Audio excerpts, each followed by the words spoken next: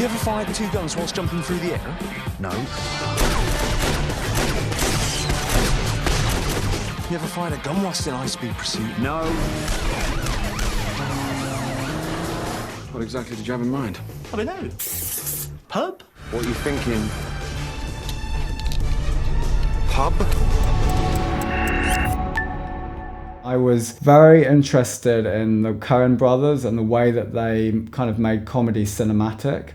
And I know that was a big sort of talking point for us around Hot Fuzz, was it shouldn't look and feel like a television bumped up into kind of feature, you know. It should feel like its own kind of cinematic world, and when you kind of like in those kind of action sequences, it should be more genre-wise, like in common with like an American action movie. I think there's a very important thing that they demonstrate with that movie, which is the power of the kind of wide angle lens and rendering comedy. It's a rule that a lot of people quote, but I don't know how many people really understand it. I think we learned to understand it on that film. I think I realized there was something in that, and I shot a really simple test where I had like different focal lengths, and I had like people, you know, just standing in front of camera, moving towards camera, moving back, and I was like, you know, what to you feels like, you know, the spatial configuration of your movie, you know, which lens is it? Is it like the 27? Is it, you know, is it the 32? And it was, you know, on that movie it was the 27. It held a 2-shot very well. It kind of worked with action really well, exaggerating perspective a little bit, but not distorting, you know, so things felt fast, you know, that the physical action felt fast. So those are kind of lessons that we drew out of some of our favorite movies, and we're able to kind of like bring to the visual language of Hot Fuzz.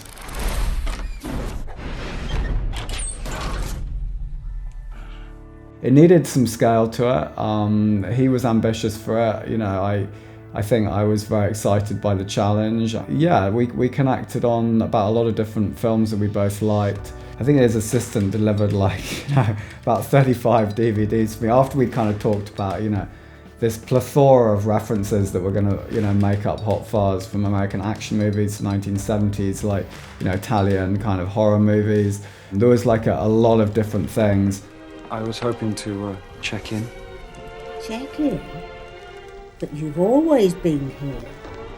Excuse me. By the power of Grayskull.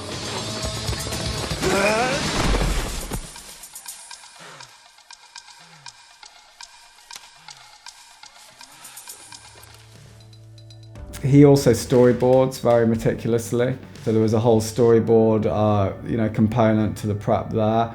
Hot Fuzz is in a way like a kind of genre movie, you know, and it pulls on like various genres. It's not like one genre, although you've got the kind of, you know, the point break moments.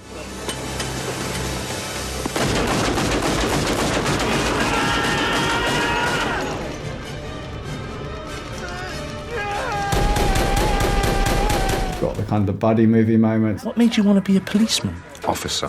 What made you want to be a policeman officer? I just want to be good at what I do. You are good at what you do. But it won't be just me, will it? We can do it together, you and me, partners. You've got the kind of action movie moments, you've got these 70s, 80s horror influences, Tony Scott kind of hand crank cameras. It's like a true kind of postmodern film in that sense. So we needed like that big frame of reference to draw from.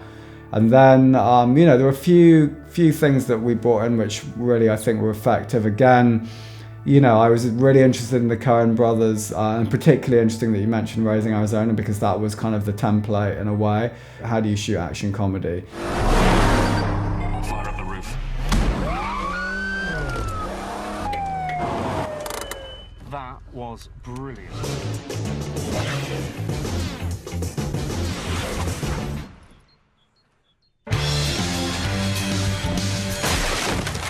So, Mara, you got brain freeze? No, I got brainwave. Get us back to the station, now!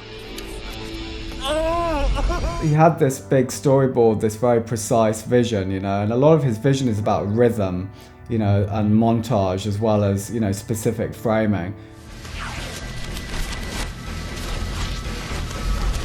But I think the storyboards, you know, there was a lot of evolution from storyboard to finished film on Hot Fuzz. Storyboards did a great job, especially with the action stuff, and you know, we knew kind of what we needed, some animatronics, some tricky stuff. But actually the film kind of took on a life of its own when we kind of started letting rip and shooting some of those action sequences with 3 kind of 35mm hand crank cameras and zooms and whip pans, and you know, we developed that language beyond what the storyboards actually kind of had in them. And then I think you're right to pick up on, you know, Edgar's use of close-ups, because that's a big part of it. And I think that was, again, something that's also common to the language of some action movies. And I remember us having that discussion of like, you know, we should give as much value to the close-ups as to like, you know, the big wide shots, because they're kind of as important. The end of the movie, I think I spent like a week or 10 days, you know, with a very stripped down unit, just shooting like inserts with Edgar. And it was like, you know, like a close-up of like a, you know, just all these different close-ups and a whip pan off a close-up and a, you know, something flies into frame. And, you know, because I think a lot of his style is about montage as well as, you know, specific framing.